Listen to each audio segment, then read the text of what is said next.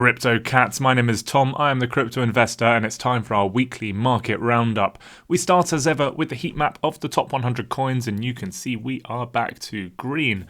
And in the last couple of hours it has just been pumping.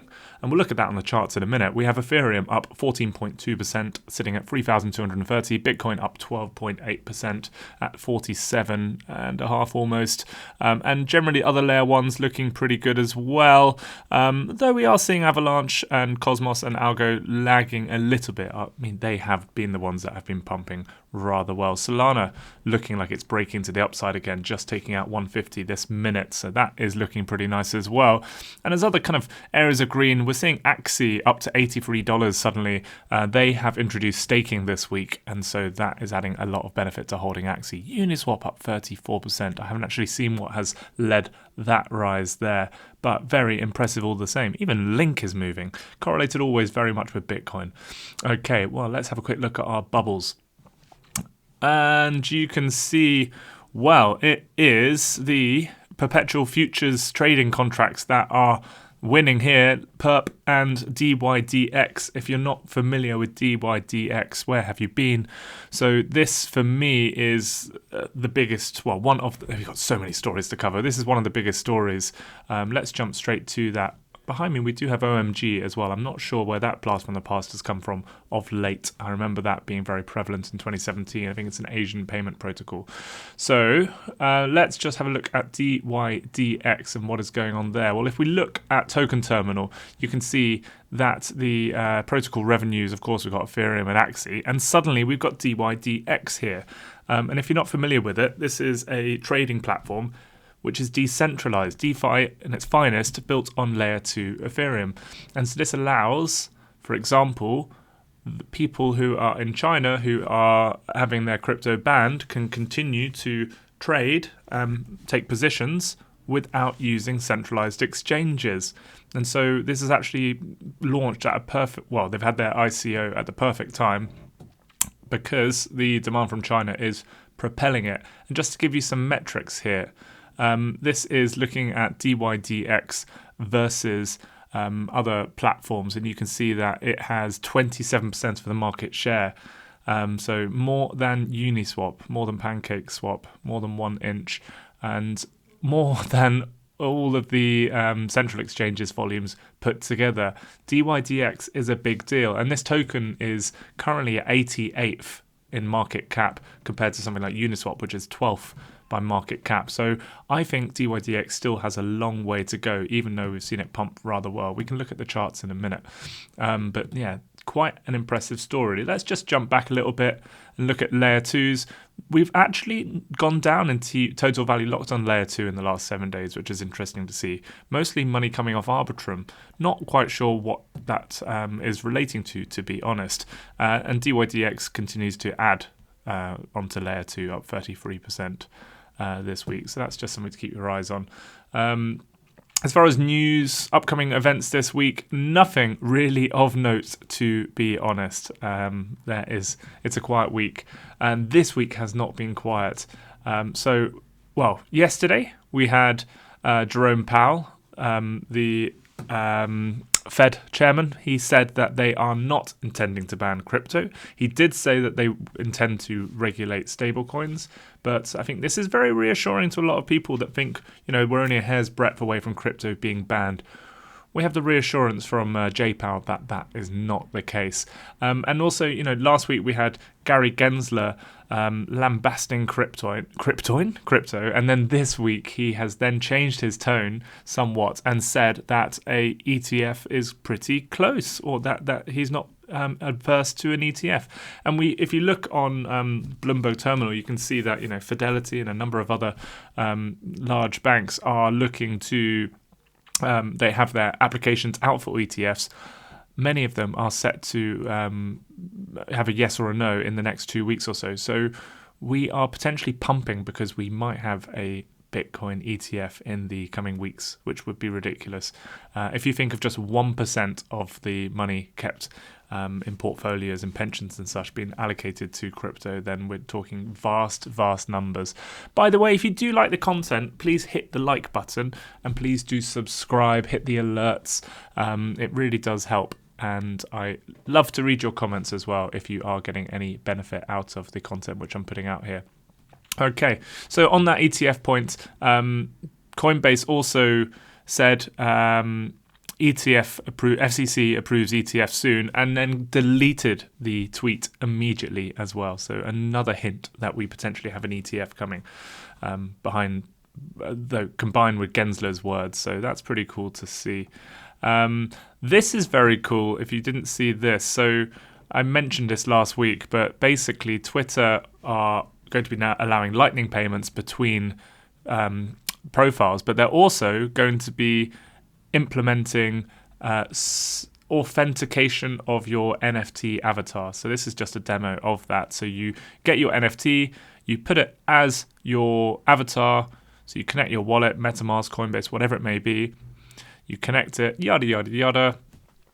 And then what's very cool after you've connected your NFT is that you get a little check mark that confirms it is legit. There you go. And what I like is that, for example, that's an Ethereum little check mark. For me, that is the it's the highest tier. If it was a Solana one, you'd be like, okay, well, it's a bit of a cheap NFT, isn't it?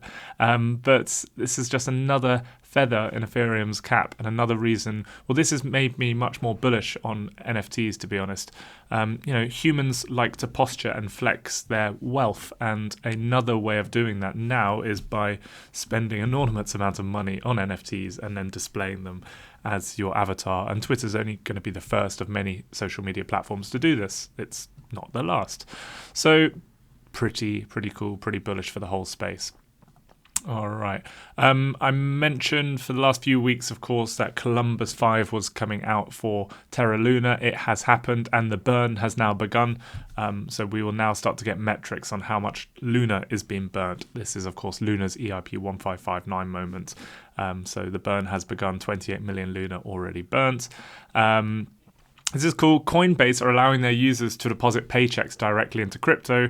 So they are providing a solution that will allow HR effectively, very easily, anyone in the US for now, I believe, to be paid in crypto through Coinbase. And just another sign that the banks are being sidestepped, and there will be less and less reason to have traditional banks when you can effectively use Coinbase as your crypto bank. You'll be paid in there. Soon, of course, your utility companies will be accepting stable coins, and then where does that leave traditional high street banks? Dead and buried, really. Massive news, of course, as well, was that yesterday TikTok is using Immutable to add NFTs to their platform using Ethereum as well. Just so much bullish news going on for Ethereum. Don't forget, TikTok have 1 billion users. If we're looking at kind of getting penetration into the market and how many people are adopting crypto, then just a platform with 1 billion users really helps. So massive news there.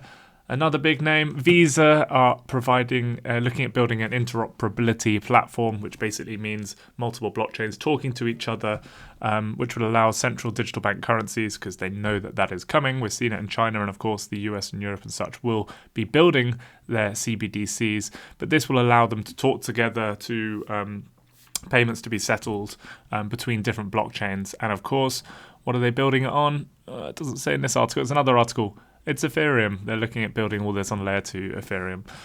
Revolut are launching their own crypto token. This is subject to approval from UK regulators, so that is a big if. UK regulators are not very kind to this space so far, so we'll see. But that's also fairly big. If I use Revolut, I've got mixed feelings towards them. They have gouging spreads on their crypto portfolios, but yes, Revolut, very cool to see that they're entering the space. They're fairly progressive. This is a nice way of summing up Ethereum.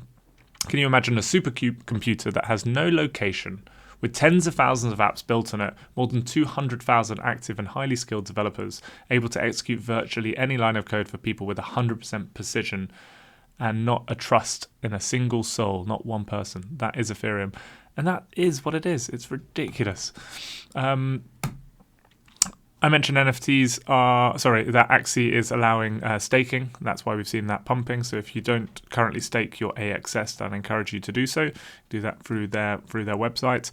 And finally, this guy, Tom Williams, if you don't follow him on Twitter, this is me, T Williams B. I encourage you to do so. I just tweeted 2 hours ago that Ethereum is looking like it's going to break out and that we were exiting this channel. And now let's jump into the charts, shall we? All right. Well, that's Bitcoin. You can see that very much, just as I tweeted, that we have pumped since. So I encourage you to follow me on Twitter to get signals like this. So that's what we're seeing. If we just looking at the daily chart, we have been stuck in this downward pattern really for the entirety of September, and many people were bearish on September. I thought that we would get the opposite in September. I was wrong. And now we've started October with one hell of a bang. We have now broken out of this channel. And for me, I think, that really this is Bitcoin. We're out without resistance now till 50,000. I expect us to move towards here. If we are going to get an ETF in 2 weeks, then we could easily see 100,000 Bitcoin in a couple of months or so. It's hard to understate just how significant an ETF would be.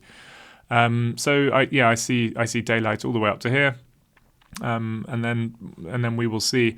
But just drawing back onto the weekly chart, we may get some kind of wedge pattern, or we may just fly out. But it's overall structurally looking a lot better, looking quite nice. If we need obviously to take out this previous high that we set on the 6th of September, and then we will mount an attack at 62,000 and above. But really nice bullish structure starting to appear now, which is good. Ethereum, very much the same. I just take this down to the 8-hour chart.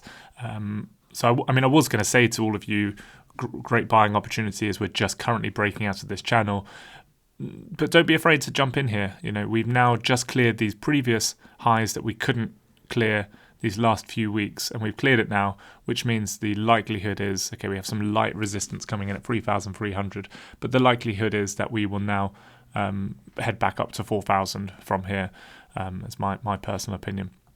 Like, the number of bullish news stories supporting both Bitcoin and Ethereum are palpable. There's a lot of positive news out there. And surprisingly, normally when we're going up, that is when Ethereum is outpacing Bitcoin, but not today. Bitcoin actually is holding its own, as I said, probably because of the news of the likelihood of an ETF. Ethereum lagging really. Again, for me, still this is cheap Ethereum versus Bitcoin. I do think we push on past the 50% market cap. I do still think that we flip Bitcoin over the coming 12 months or so. But I think once we see the ratio take out 0.07, then I think we move up very quickly to 0.08. But for me, there's quite a clear channel here, and this represents a good buying opportunity to flip some Bitcoin into Ethereum, in my opinion. Looking at Bitcoin's dominance, it's of course rising on the back of this. We can see we had broken down. I did think that would lead to Bitcoin's dominance falling further, but we are coming back up. How many times am I going to say this is because of an ETF? But it is. If you think about that, it could just become such a strong backbone for institutional capital having access that it really strengthens Bitcoin's position and could lead to it rising a lot more in its dominance. Looking at Ethereum dominance, we are just starting to recover again. Maybe we're at 18.2% of the total market. Just keeps on failing at 20. If we look at that on the weekly chart, really, you could say this is one big bull flag and consolidation. As and when we do break above here, then look out. Ethereum will likely head up towards 23-24%. But yeah, again, when comparing the dominance, this represents fairly cheap Ethereum, in my opinion. I want to go straight to Solana dominance, which is down at 2.2%. But obviously, Solana dominance back in August was 0.6%, and it, of course, has announced its place on the stage quite spectacularly. And if you look at Solana on let's take this to the 8-hour chart, we have just seen a very nice breakout for Solana. Continued to be hemmed in, and now we have broken out. I wouldn't be surprised to see Solana very quickly jump to 190 from here on the back of this breakout. This could be quite a significant move for Solana. What would that represent? Another 22%. Child's play in crypto, isn't it? And what else do we have? And if we just look at DeFi, I mean, DeFi continues to underwhelm. Yeah, it's we are recovering, but it's not. It doesn't feel like the place to be. It's not the forefront of big gains right now. And if you look at DeFi versus ETH, look, it just looks like it makes it look like a shitcoin dwindling into the abyss. So yeah, it's really not a pretty scene for DeFi at the moment versus Ethereum. We need to break up back above here before we can have any sign that is where you really want to be allocating capital. Looking at the metaverse versus Ethereum. If you consider that Ethereum is just pumped, metaverse token does include Axie, which has had a very good week on the back of staking, but that's just slightly up. But it hasn't fallen into downward momentum like DeFi. So metaverse looking like a better play than DeFi, really, to me. And then just looking at the total market cap of crypto, very, very similar formations. So I had that downward channel, we had the break, and now I expect we head back up to 2.4 trillion or so. So we're now just coming up to 2.1 trillion total market cap. So really nice moves. I've got my Hopium hat back on. I hope you have yours on too. This is not financial advice. I'm just a guy on the internet. I hope you found it useful, and I will speak to you soon. All the best, Crypto Cats.